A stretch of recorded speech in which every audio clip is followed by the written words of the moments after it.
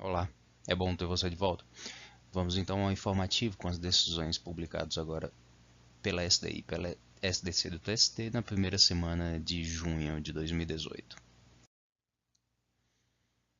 A primeira delas vem relacionada a dissídio coletivo, é o RO 444-93/2017, no qual se confirma que a jurisprudência da seção de dissídio coletivo do TST entende pela falta de interesse de agir do empregador para ajuizar dissídio coletivo de natureza econômica, já que dispõe de meios extrajudiciais para conceder benefícios a seus empregados, o que enseja a extinção de ofício do processo sem resolução de mérito.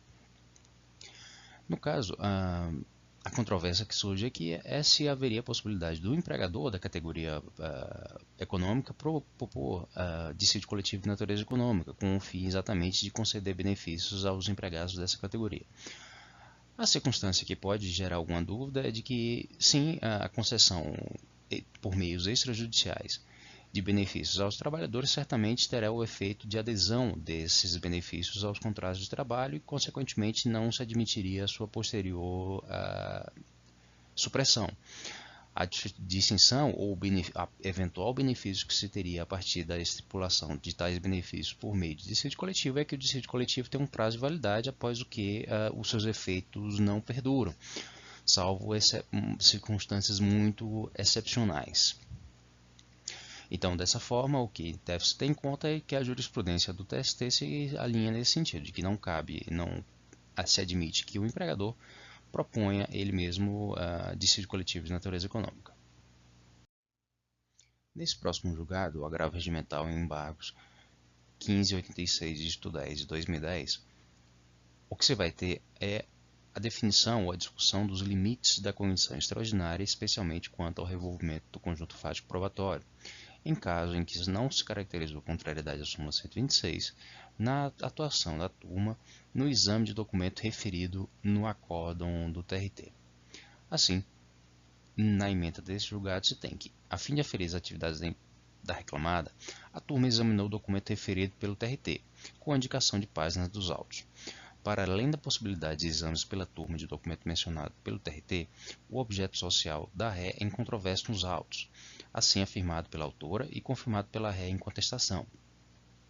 A jurisprudência dessa casa consolidou-se no sentido de que a vedação de revolvimento de fatos e provas não alcança fatos incontroversos no processo, ressalva do relator. Assim, ainda que por fundamento diverso, não há contrariedade à súmula 126, que também não veda o reenquadramento jurídico dos fatos. Nós já tivemos a oportunidade de preparar e publicar um vídeo relativamente a esses limites do revolvimento do conjunto fático probatório. Em vídeos subsequentes, provavelmente também retornaremos ao tema. O que é importante destacar aqui é essa circunstância de que algumas vezes algumas limitações aparentes em decorrência da súmula 126 são solucionadas a partir da invocação de fato incontroverso. Como se pode notar aqui, há uma ressalva do relator, ou seja, o relator reconhece a jurisprudência do TST, especialmente da SDI, com relação ao entendimento, mas ressalva a sua posição. Ele segue a jurisprudência da seção, mas anota que há determinada controvérsia, ou pelo menos discordância de sua parte. Essa discordância pode ser muito bem justificada porque o que se poderia caracterizar como incontroverso nos autos? A simples referência à incontrovérsia pode deixar margem a subjetivismo, ou seja, de cada julgador entenda que determinado fato é incontroverso ou não. Esse caso, particularmente, se vai ter em conta a adoção pelo TRT de uma conclusão que realmente era descompassada em relação ao documento referido no acórdão regional. E esse documento referido pelo acórdão regional é o que foi reexaminado pela turma na apreciação do recurso em revista.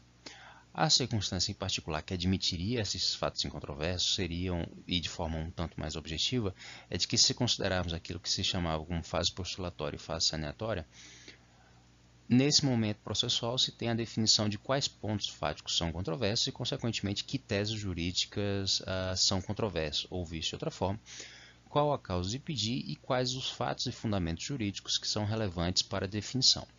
uma vez que haja contraposição de versões entre as partes, entre autor e réu, se tem a controvérsia jurídica a controvérsia processual acerca de determinados pontos, especialmente pontos fáticos. Se num determinado processo esses pontos que são subjacentes à causa de pedir não são controvertidos, ou seja, nenhuma das partes oferece oposição à versão apresentada pela parte contraposta, então você poderia considerar esse fato ou esse ponto como incontroverso. A circunstância particular nesse caso é que efetivamente parece que o fundamento específico do acórdão regional era exatamente a controvérsia acerca da natureza jurídica do objeto social da empresa, que estava referido de uma determinada maneira no documento indicado no acórdão regional, mas a turma compreendeu de forma diversa. Ou seja, a referência a fatos e controvérsias pode gerar situações que suscitariam dúvidas e, consequentemente, pode não ser a melhor política frente ao entendimento já pacificado na súmula 126. Entretanto, se quiser um critério mais objetivo quanto a fatos incontroversos, seriam esses: ou são fatos que não são especificamente relevantes para a causa, ou são fatos acerca dos quais não houve discussão ou não houve versões opostas oferecidas no curso do processo.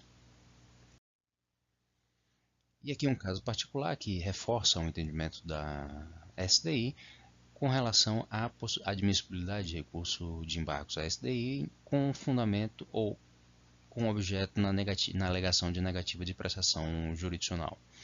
Nos embargos 23.20.00, dígito 44, 2003, se tem que esta subseção especializada afirmou o entendimento de ser inviável conhecer de recurso de embargos quanto à arguição de nulidade por negativa de prestação jurisdicional em razão da impossibilidade de caracterização da divergência jurisprudencial, nos moldes da súmula 296.1 do TST. Então, nessa circunstância, deve-se lembrar que os embargos à STI são cabíveis com base em alegação de contrariedade à súmula do TST ou de divergência jurisprudencial entre seus órgãos fracionários. A circunstância que se tem com relação à negativa de prestação jurisdicional é a inexistência de uma súmula específica acerca de negativa de prestação jurisdicional ocorrida na turma. Consequentemente, não se teria uma súmula a ser contrariada. Eventualmente, dependendo da forma como ocorreu o julgamento na turma, pode se alegar uma contrariedade à súmula 495, mas ela se refere, na verdade, à necessidade de fundamentação específica quando da alegação formulada no recurso revisto, ou seja, não verte especificamente a situação tratada nos embargos. E, de outra parte, encontrar divergência jurisprudencial implicaria em se identificar dois casos que fossem semelhantes, dois casos em que se demonstrasse que o procedimento do tribunal no exame de determinada matéria foi semelhante e havendo, inclusive, negativa de prestação jurisdicional. Nessa circunstância, não se caracterizaria de forma objetiva a divergência jurisprudencial e, consequentemente, seria inadmissível os embargos à SDI.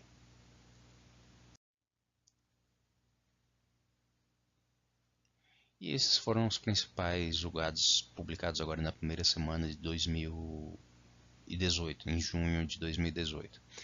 O link para essas decisões estará na descrição do vídeo. Se em alguma dessas questões que apareceram nessas decisões lhe parecer relevante, faça a indicação e nós podemos tratar do tema com mais profundidade em vídeos subsequentes. Eu agradeço a sua atenção e nos vemos no próximo vídeo. Até mais.